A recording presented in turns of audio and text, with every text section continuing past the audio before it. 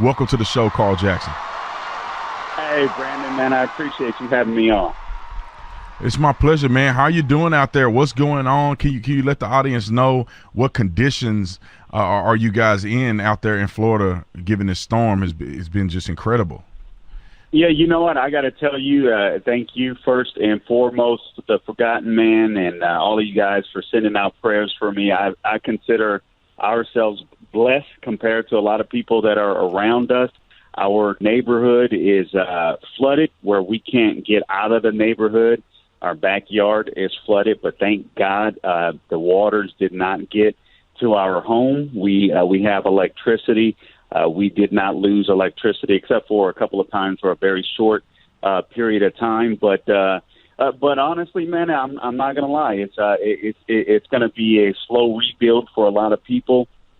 The winds, thank God, weren't as strong as predicted. I'm in Central Florida in Orlando, so the winds weren't as strong for us, thank God. But Southwest Florida is in bad shape. But even right here in Central Florida, there's reports of water main breaks all around the place. A lot of people are literally trapped within their neighborhoods like we are right now as a result of flooding, where flooding is much worse. Even, I consider ourselves blessed. You have a big pickup truck, you can get out of my neighborhood, but there's neighborhoods nearby, and a family friend of ours whose home is just straight up submerged. So it's wow.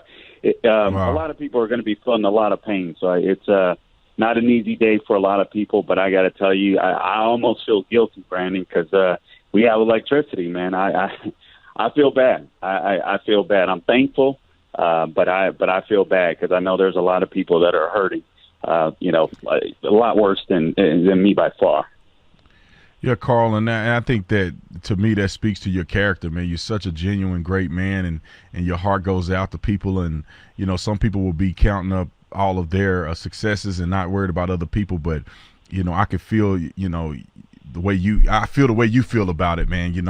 We're here in Arizona. We haven't had a situation like that, but I know there's a lot of people, young people going to school. There's people who have lost everything, their pictures, their, memorabilia and different things that they've been collecting for years. And it's not like you can grab all that stuff and run, especially when the hurricane hit. What are some ways in which people can, I don't know if you know these off the top of your head. I know Ron DeSantis is doing a lot of good things, but do you know of anything specific where people can go to and try to help out with the relief there in the state of Florida? I can tell you right now what they're asking a lot of people to do, simply because there is so much flooding. And, and I'm one, I like to go out and help people. If your neighbor needs help, I would say that's the best thing you can do. But it kind of, basically I'm following their orders of the leaders out here. Just kind of stay out of the way. Let the emergency people do their thing, the people that are trained to do. This is so different, man. It's been crazy. Literally, there's been a shark on the street. On the street, wow. There's lines that have been down. I just watched video of a freaking seal that was in someone's neighborhood. It is that insane. And a lot of people are trying to go out and do things that they probably shouldn't be doing.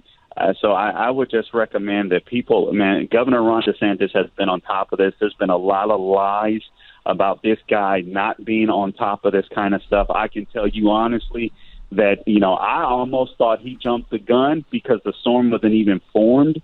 So I was like, man, he's a little early. I'm glad he was early, because before the storm hit, I like going out and just surveying the area, to see what's going on.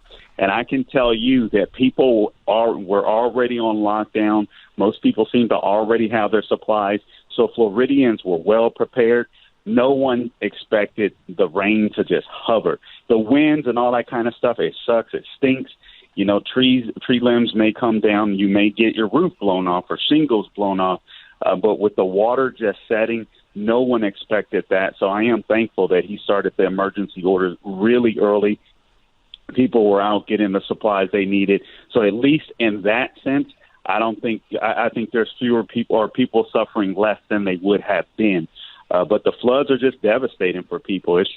That's just something I don't know that anyone can prepare for. So in this instance, so emergency vehicles, police officers, firemen, whatever crews need to come in, so they can do their thing. They're just asking that people stay off the roads, and I just agree with them. If you can help your neighbor, help your neighbor. That's about all you can do. Yeah, that's good. That's good. I know when I was a first responder, that's some of the things that we would always say is that that there's people who are emboldened for right reasons. They want to help their neighbor. They want to go help as many people as they can. But in reality, it's best to let the professionals do it unless you have some professional experience or you have the resources to help somebody in the general area. But how long have you lived in Florida, Carl? Are you a Florida native, or have you just been there No. for a while? No, I may as well be a Florida native because I was born and raised in L.A., but I moved to Florida over 20 years ago, man, and I love it here. I go back to L.A. I still have family in L.A., but I hate L.A. I'm so thankful. I love my family, but I hate L.A. So I'm so thankful that I'm out in Florida. It's a place that I thoroughly enjoy. It was a little hard for me at first adjusting because I was just used to living a different lifestyle. But God, this is where God radically changed my heart, my mindset. Amen. And once that happened, this is I feel like this is where I like to be. This is where I like to be.